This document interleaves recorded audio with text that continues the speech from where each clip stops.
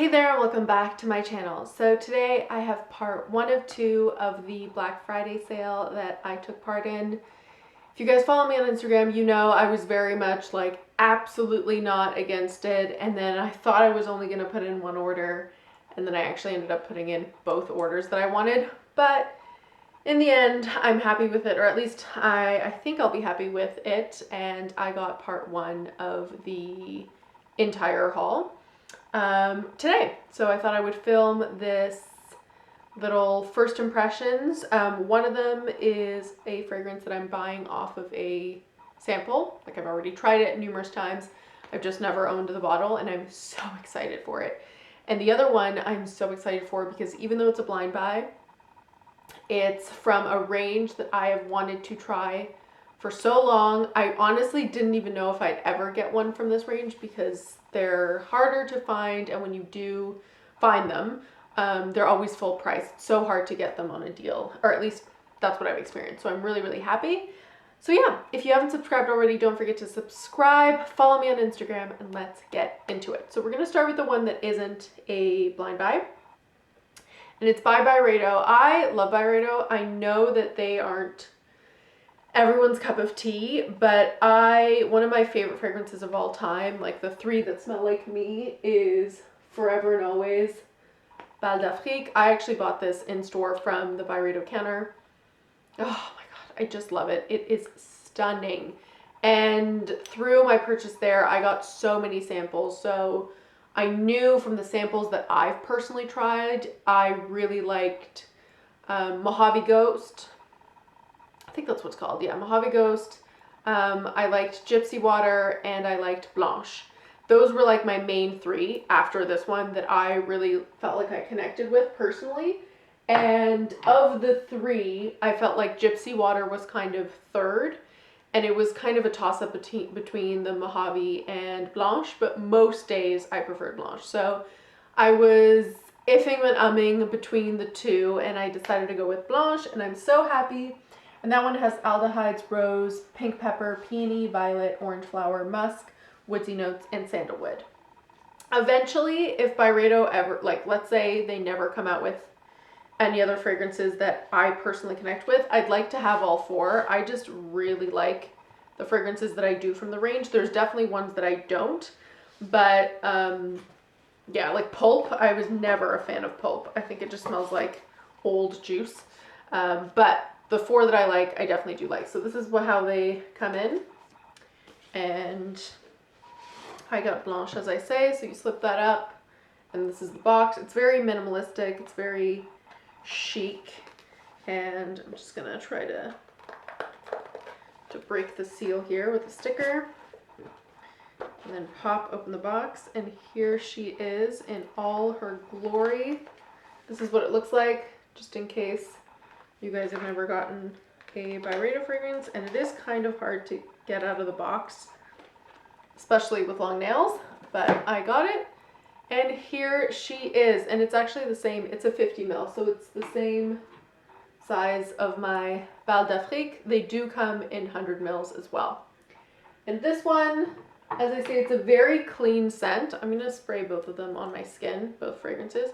This one's a very clean scent, and I love it. Oh, it's so nice. It's very soapy, but it's a chic soapy scent. It's not, it doesn't smell like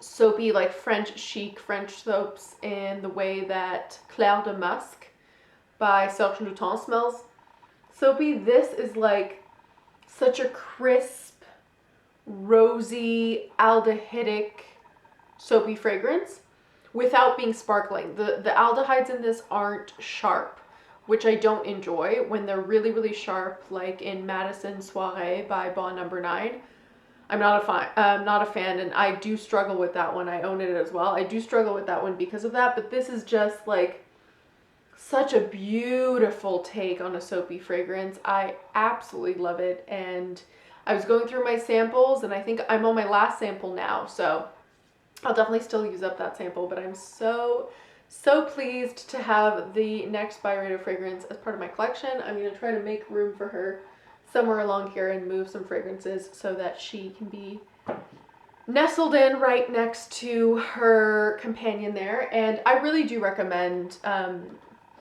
checking out these fragrances in samples, because I know there are people that struggle with longevity issues, especially with Bal d'Afrique. I am not one of those people. I've had nothing but great experience wearing it, and while it's not beast mode by any means, it definitely sticks around longer than for some people. So I say definitely try to sample whenever you can by Byredo. But Blanche, if you're into clean florals, I would say really do check it out, because I do know that there are definitely people who aren't usually into aldehydic soapy fragrances but are still a fan of Blanche. And I think it's like, it's a masterpiece in that it can convince people that usually wouldn't be into soapy fragrances to be in them, into them. And it does really smell white. It smells like white and clean and crisp, while still smelling elevated. It doesn't just smell like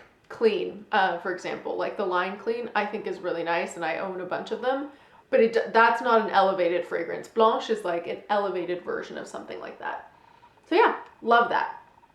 Then we get to this fragrance. So it is the kind of like exclusive line that Guerlain has.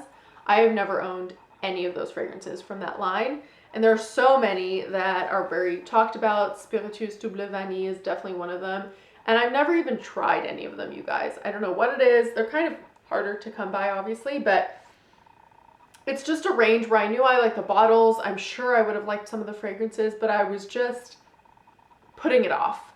And I hoped that I could find one on a deal, and FragranceBuy had one of them, Cruel Gardenia, in tester format on a deal, and I just kept going back and forth on it, and I decided to pick it up. So this one has rose, neroli, peach, gardenia, violet, ylang ylang, musk, tonka, sandalwood, and vanilla. A lot of notes that I love, a lot of notes that if you guys have been watching me, you'll know I'm a fan of, and I figured I might as well bite the bullet. It's still going to be super expensive, even though it's a tester bottle. I don't really mind. I'm just going to throw that out. But here she is, and I just have always loved whenever people have a whole bunch of them, which by no means I'm going to start collecting, but whenever you have a whole bunch of them, I love this gold paneling on the side with the name of the fragrance. Obviously, I've got Cruel Gardenia. Just a very simple Guerlain on the bottom, and we'll see if it's magnetic. It's not actually, it's not a magnetic cap, but it is a very like heavy duty one in that you can hold the fragrance by the cap, which is always nice. So this is the moment to see. I'm really hoping I do like this fragrance. In general, note-wise, I felt like it was pretty safe, much more safe for me than Spiritueuse Double Vanille, but I have heard that is kind of like the vanilla to get if you're gonna get one. So, okay, this is already, there is something, I feel like if I blind smelled this and didn't know the house, there is something Guerlain about this. I'm having a hard time like placing what it would be. It doesn't necessarily smell like any of my other Guerlain fragrances to a T, but maybe it's giving me like a little bit of some of the powderiness of L'Instant de Guerlain. That's way more powdery. I definitely, upon first impressions, prefer Cruel Gardenia to that. But it smells like a Guerlain fragrance, if that makes any sense. It's floral. It's not too heady at all. It's quite light. I feel like it would sit kind of close to the skin personally. There is like an element of a soft neroli orange blossom, but it's not in any way grapey or the way orange blossom would necessarily get in something that was super strong, like a Girl of Now or a Scandal, or even, what am I thinking of, an L'Interdit. It's not a neroli or an orange blossom in that way. It's very light. And I don't like, it's peachy, like the fruitiness is very light as well. I feel like it's gonna sit pretty close to the skin. I do get just some florals like gardenia, ylang ylang, a kind of a mixture of light florals. and a very light powderiness, not a super powdered fragrance. I read that it was kind of put in a floral powdery. I wouldn't say this would rank very high on my powdery fragrance list. It's just got like a hint of a powderiness that would come with like a clean white musk. I don't personally get any like woodsy notes in it right now. It's more so in the base anyways, but I do like it. I will also say, you can't see it, but with the 1 or 2 sprays I've already sprayed, my hand here is quite oily. Like it's already shiny in a way that the Byredo one didn't get. So I feel like the essential oils, or not the essential oils, the like perfume oils in this are actually quite strong. I really do like it. I will have to play around with this some more to see if it's worth the price in terms of longevity and all that stuff. So I'll definitely be back for a second impressions to talk about that. But in terms of blind buy, I don't know. It's going to be really hard to choose a favorite. I would say they're very tied. This is probably one of the most tied hauls because I like to put them in order. I would say maybe a slight edge to Cruel Gardenia, only because it's new and I never even sampled it. So I'm a little bit more excited to try this one out tomorrow.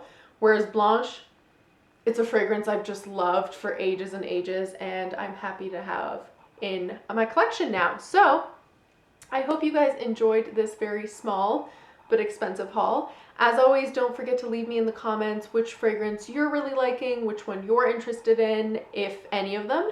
Don't forget to like, comment, and subscribe. Follow me on Instagram, and I'll see you next time. Bye!